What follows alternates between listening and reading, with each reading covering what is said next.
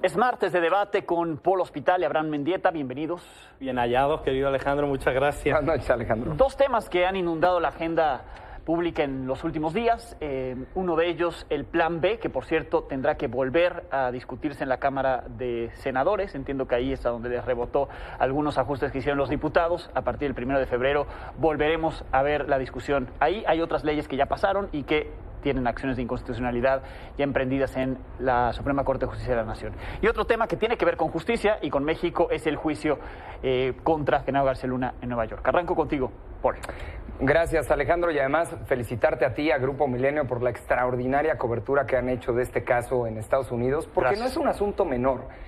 Cuando te vemos a ti en Estados Unidos, coberturas especiales, es cuando vemos que no podemos perder la capacidad de asombro en México. Estamos hablando que las autoridades norteamericanas, en particular la Fiscalía de Nueva York, está sometiendo a juicio por distintos delitos a un exsecretario de Seguridad Ciudadana de este país.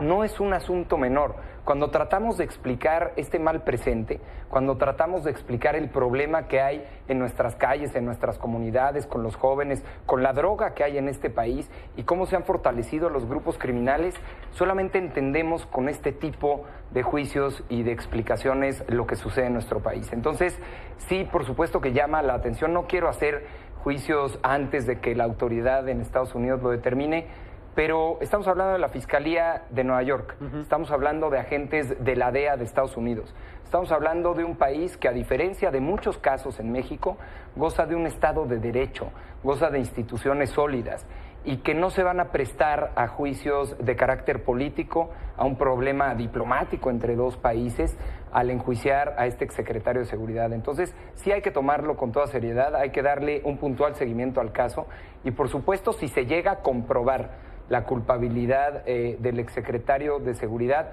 que se le castigue. Ojalá en este país lleguemos a tener instituciones de investigación, de persecución del delito tan eficaces, también armadas, con expedientes también estructurados, para no tener que depender de otras naciones para juzgar a quien hizo mal y quien le hizo daño, en este caso a las familias y a la salud del pueblo de México. Así que hay que estar muy al pendiente. Y en el otro tema que planteas, en estos pocos segundos que me quedan, del Plan B de la reforma electoral del presidente López Obrador, pues no fue más que un berrinche al final del día, porque la reforma constitucional no le salió, no le dieron los votos y no le van a dar los votos. La oposición la logró unir el presidente justamente en contra de desmantelar al INE, de terminar con una institución democrática como esta. Bien, regreso contigo en un momento más, Abraham. Sí, sobre el primer tema que planteabas, el juicio a Genaro García Luna, pues es un tema muy grave, porque lo que se está discutiendo es si un narcotraficante estuvo al frente de la seguridad pública de México durante 6 años, ¿no? De ese tamaño es lo que está en discusión. Y el juicio tuvo consecuencias incluso antes de su inicio.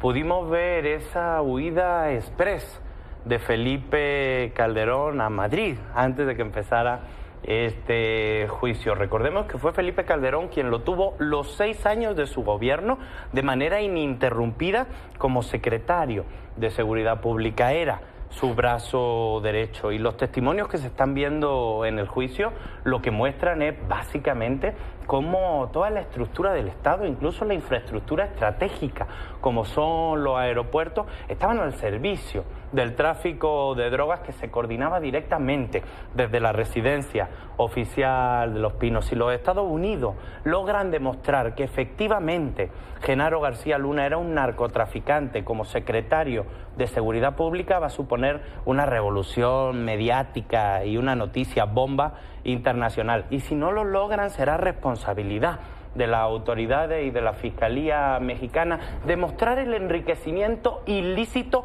prácticamente incalculable, porque lo que se le ha encontrado por ahorita son 27 millones de pesos que no se demuestran, pero el enriquecimiento ilícito, la fortuna de Genaro García Luna, no tiene sentido contabilizarla en pesos mexicanos, tiene sentido contabilizarla en dólares. Lo que queda claro es que la guerra contra el narco fue una farsa en la que los delincuentes militaban en ambos bandos del conflicto.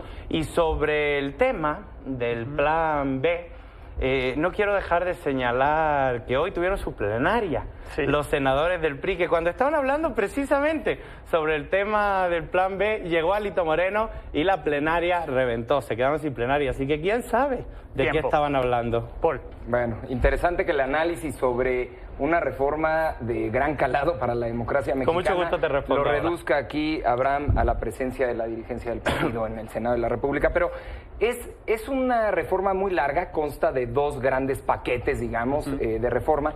Pero para entenderlo muy fácil, un paquete en particular lo que busca es suavizar estas prohibiciones que existen para los funcionarios, funcionarias públicas, de hacerse promoción con recursos públicos. ¿Qué es lo que estamos viendo? ¿Qué quieren las corcholatas de Morena? Justamente utilizar recursos públicos para promoverse por todo el país. Bueno, pues esta reforma lo que busca es que la autoridad no los pueda sancionar como los sancionaba antes, inclusive con no dejarlos participar por violar la ley. Y el otro gran paquete precisamente se trata de, y en palabras de Morena, descuartizar al INE, desmembrarlo, es decir, recortarle el presupuesto y asfixiarlo a tal nivel que simplemente no pueda cumplir con sus responsabilidades. ¿Responsabilidades como cuáles? Como fiscalizar precisamente estos actos anticipados de campaña, como fiscalizar las campañas y retirar las candidaturas de quien viole la ley. Tiempo, ahora. Pues es que hablan nomás porque es gratuito, pero ¿en qué parte de la reforma dice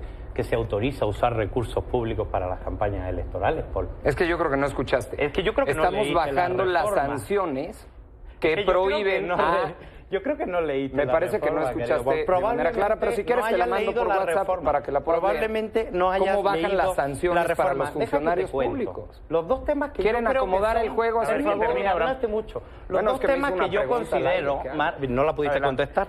Los dos temas que yo considero más reseñables de esta reforma es que amplían profundamente el voto para las personas migrantes que tuvieron que irse del país durante sus malos gobiernos, que ya van a poder votar solamente con su matrícula consular, y el ahorro de 5.000 millones de pesos en estructura burocrática absurda, duplicada y en despilfarro de la autoridad electoral. Ustedes se opusieron a que se redujera el financiamiento a los partidos políticos. Ustedes ahora se oponen a que se reduzca el financiamiento de esas estructuras burocráticas que hacen que Lorenzo Córdoba viva como jeque 30 árabe. segundos de cierre, Paul. Como jeque árabe.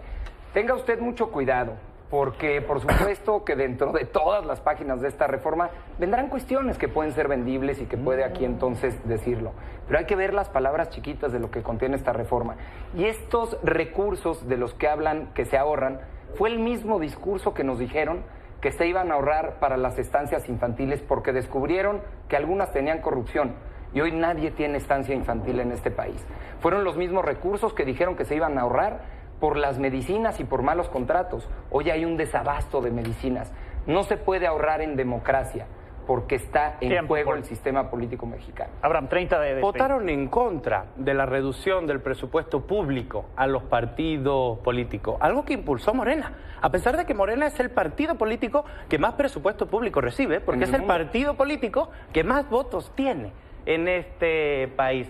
Votaron en contra de que se redujeran los salarios y los privilegios a los altos consejeros del INE. Lorenzo Córdoba se metió un aguinaldo de $500,000 de pesos solo por ser el consejero presidente del Instituto Nacional Electoral. Dicen que no hay que recortarle dinero a la democracia. No es a la democracia, es a los privilegios de los de arriba. Abusan del pueblo de México. Bien, gracias a los dos. Dos temas, por cierto, que van a estar todavía en la agenda, lo estaremos comentando. Plan B de la reforma electoral y el juicio contra García Luna. Gracias. Inconstitucional el plan B, entonces a lo mejor deja de ser tema. Los aliados narcos de Polo Hospital, juzgados en Estados Unidos.